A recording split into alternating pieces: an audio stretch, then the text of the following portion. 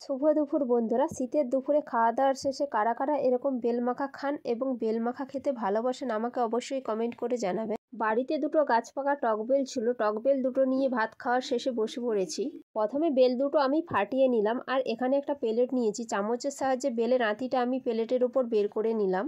দেখুন বন্ধুরা, বেলটা কত সুন্দরভাবে পেকেছে। এখানে আমি দুটো বেলের আঁতি বের করে নিয়েছি। বেলের আঁতির উপর দিয়ে দিলাম পরিমাণ মতো লবণ, বিট লবণ, হাফ চামচ চাট মশলা, অল্প একটু সর্ষের তেল, আর দিয়ে দিলাম দুটো কাঁচা লঙ্কা, অল্প একটু ধনেপাতা কুচি। ধনেপাতা কুচিটা অপশনাল, আপনারা দিতেও পারেন এবং নাও দিতে পারেন। প্রথমে কাঁচা লঙ্কা দুটো মেখে এরপর সবকিছু বেলের সাথে খুব সুন্দর করে মেখে নিলাম।